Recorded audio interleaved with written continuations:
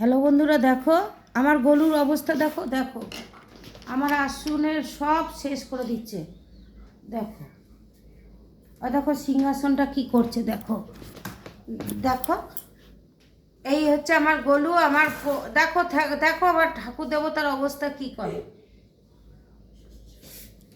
এই তুই কাগজ খাওয়ার জন্য এখানে উঠেছিস?